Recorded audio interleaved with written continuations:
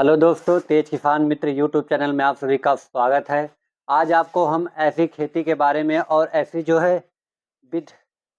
Hello दोस्तों, तेज किसान मित्र YouTube channel में आप सभी का स्वागत है। आज हम चर्चा करने वाले हैं प्याज पर। जब प्याज आपकी 30 दिन की हो जाती है तो आप क्या गलती करते हैं, क्योंकि शुरुआती अवस्था जब आप पहली उसमें बेफल डोज में आपने जो खाद आपने प्रयोग किए हैं और साथ ही साथ अब जो दूसरी जैसे ही 30 दिन होती है तो उसमें मुख्य रूप से पहली खाद में क्या डालें, उस पर ये वीडियो होने वाला है। विशेष चर्चा करेंगे एक एक पॉइंट पर कि आप कौन सी खाद डालें और कितनी मात्रा में डालें, ये सारी चीज़ें। साथ ही साथ अभी तक आप जितनी खेती प्याज की करते हुए रहे होंगे उसमें जो आप उत्पादन या उसके साथ ही साथ आपने जो उसका उत्पादन लिया होगा, अब इस बार जो अगर इसका प्रयोग कर लेते हैं तो मैं 100% गारंटी के साथ कहता हूं कि आपकी फसल का उत्पादन डबल हो जाएगा। साथ ही साथ उसकी जो भंडारण क्षमता है वो सबसे ज़्यादा होगी, क्योंकि प्याज एक ऐसी फसल है जो पूरे वर्ष आपको एक इनकम देने वाली फसल होती है और पूरे वर्ष ये चलती भी है, काम भी होता आता है। सब्जियों में जो है तो प्याज एक मुख्य फसल है जो कि सबसे बड़े पैमाने पे जो है आलू के बाद जो है प्याज का ही जो है उपयोग किया जाता है। तो उस पर जो है आपको हम चर्चा करने वाले हैं और आपको हम बता दें कि जैसे ही आप 30 दिन की फसल हो जाती है रोपाई के बाद, तो उसमें आप क्या प्रयोग किए, क्योंकि आप पहले जैसे ही आप रोपाई करते हैं उसमें बेफल डोज में आपने जो है पोटास, जो एमओपी होता है, मेरोड पोटास या सफ़ेद पोटास, आप जो भी पोटास या जैविक पोटास, ज़्यादा से ज़्यादा आप कोशिश करें कि जो है आप बेफल डोज में जो है म्यूरेट पोटास ही लें। और साथ ही साथ अगर आपको एनपीके मिल जाता है 20-20 या 12-32-16 का, या साथ ही साथ अगर डीएपी आप मिल जाता है तो बहुत ही अच्छा है, जो कि आप जो है 40 से 50 किलो प्रति एकड़ के हिसाब से आप प्रयोग कर सकते हैं। अब इसके बाद हम चर्चा इसी पर करने वाले हैं। बात आ जाती है कि 30 दिन की जैसे आपकी फसल होती है उस समय आप उसमें क्या डालें,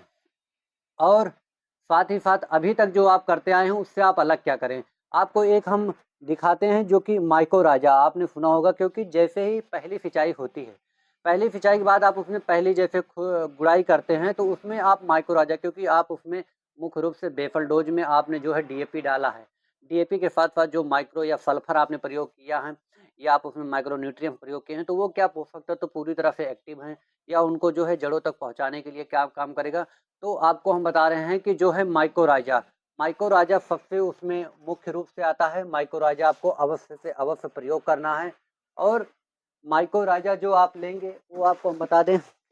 ये देखेंगे कि आप माइक्रोराजा जो है प्याज में आप माइक्रोराजा अवश्य प्रयोग करें। 4 से 5 किलो जो है प्रति केजी जो है प्रति एकड़ के हिसाब से आप माइक्रोराजा प्रयोग कर लें। माइक्रोराजा प्रयोग करने के साथ साथ उसमें जो दूसरी मुख्य बात है, आप डीएपी, अगर आपने डीएपी जो है बेफल डोज में नहीं प्रयोग किया है तब आप प्याज में जैसे ही 30 दिन की फसल होते है उसमें आप डीएपी डालें। क्योंकि जो फास्फोरस है भाई साहब, आपको हम बता दें कि किसान भाइयों, फास्फोरस कंद बनाने में बहुत ही सक्षम होता है और वह कंद, जो भी कंद वर्गीय फसलें हैं उसमें फास्फोरस का मुख्य रोल रहा है। तो यह फास्फोरस जो है आप उसमें ज़रूर से ज़रूर डालें, क्योंकि डीओपी ही डालेंगे। अब आपको दूसरा जो मुख्य पोषक तत्व है उसमें आपको हम बताते हैं नाइट्रोजन, क्योंकि आपने पोटास तो पहले ही बेफल डोज में दे दिए हैं तो आपको यह दोबारा नहीं डालना है 30 दिन पे। अब आपको नाइट्रोजन पर आते हैं। नाइट्रोजन आपको बता दें, यूरिया जो है वह कम से कम डालना है, कम से कम आप उसमें डालना है 15 से 20 केजी, बस 15 से 20 केजी प्रति एकड़ के हिसाब से आपको डालना है। क्योंकि ज़्यादा अगर आप उसमें नाइट्रोजन डालते हैं तो पौधे की जो है ग्रोथ क्या है, उसकी लंबाई बढ़ जाती है, साथ ही साथ कंद बनने की क्षमता कमज़ोर हो जाती है और कंद आपका हल्का हो जाता है, उसका तना लंबा हो जाता है। तो आप यूरिया कम से कम डालें। तीसरी बात आती है कि आपको बता दें कि अगर आप उसमें बेफल डोज में आपने नहीं प्रयोग किया है, किसी कारणवश से आप सल्फर नहीं प्रयोग किए हैं, तो इसमें जो 30 दिन की फसल जैसे ही होती है प्याज की, उसमें आप पहला काम कर लें कि उसमें आप फंजीसाइड सल्फर का ज़रूर प्रयोग करें। सल्फर ही मुख्य रूप से है, क्योंकि उसमें जो तीसरा मुख्य बात है वह सल्फर का है। डब्ल्यूडीजी सल्फर आप अवश्य डालें। डब्ल्यूडीजी सल्फर में क्या होता है, सल्फर तो आप उसको देता ही 90% में, साथ ही साथ या फंजीसाइड होता है या फंगस को भी, रोगों को कंट्रोल करता है जो भी फंगस हैं, क्योंकि उनके फंगस का कंट्रोल करने से उनकी जड़ें जो है विकसित ज़्यादा होती हैं। ये हो गई। और जो चौथी बात है उसमें हम आपको बता दें माइक्रो न्यूट्रिएंट्स, माइक्रो न्यूट्रिएंट्स आपको लेना है। माइक्रो न्यूट्रिएंट्स कई सारी कंपनियों की मार्केट में माइक्रो न्यूट्रिएंट्स आती हैं। इफ्को की सागरिका आती है और माइक्रो न्यूट्रिएंट्स जो है सागरिका आती है, बहुत सारी कंपनियों का आता है। उनका हो गया श्री राम का, हो गया आप आयुष्मान का, हो गया, बहुत सारी कंपनियां हैं। दयाल का भी हो गया। हर कंपनियाँ माइक्रो न्यूट्रिएंट बनाती हैं, तो माइक्रो न्यूट्रिएंट आप जो है 5 से 7 किलो जो है आप माइक्रो न्यूट्रिएंट, क्योंकि प्याज के लिए जो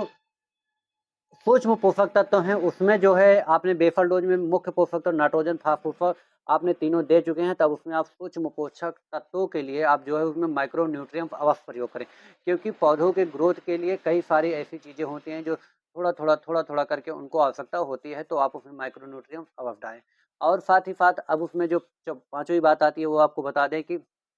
उसमें प्याज में जैसे ही आप 30 दिन की फसल होती है, तो उसमें सिंचाई से पहले उसमें आप क्लोरोपाइरीफॉस 500 ग्राम या आधा लीटर आप जो है प्रति एकड़ के हिसाब से आप उसमें डाल सकते हैं, क्योंकि क्लोरोपाइरीफॉस क्या करता है, जो उसमें कीड़े होते हैं, जो ज़मीनी कीड़े होते हैं, जड़ की ग्रोथ को रोकते हैं, और साथ ही साथ जो उसके तने पर भी प्रभाव होता है। अगर आप स्प्रे करते हैं तो स्प्रे, या आप उसमें पानी में डालना चाहते हैं, दोनों में से आप उसमें क्लोरोपाइरीफॉस ज़रूर डालें। अगर पौधा अच्छा शुरुआती ग्रोथ कर जाता है माइक्रो, और आपको ये बता दें कि जैसे ही आप इसमें ये 30 दिन की फसलों में ये सारी खादें डालते हैं, तो जो माइक्रोआइजा आपने डाला हुआ है, इन सभी चीज़ों को वो एक्टिव करने का काम करता है, बहुत तेज़ी के साथ एक्टिव करता है, और साथ ही साथ जैसे ही ये सारी चीज़ें एक्टिव होती हैं, आपकी फसलें जो हैं डबल ग्रोथ करती हैं, और उनकी जो शुरुआती अवस्था है ग्रोथ हो जाती है, जो उनकी विकास होता है जड़ों का, वो बहुत तेज़ी के साथ होता है। तो जिससे कंद ज़्यादा बनते हैं, और कंद बनने का जो साइज़ है वो भी वहीं से स्टार्ट हो जाता है, और साथ ही साथ उसकी जो तैयारी होती है, शुरुआती जो कंद होते हैं, वो बहुत अच्छी तरीके से ग्रोथ करते हैं। तो हम आशा करते हैं कि दी गई जानकारी आपको अच्छी लगी है, तो आप जो है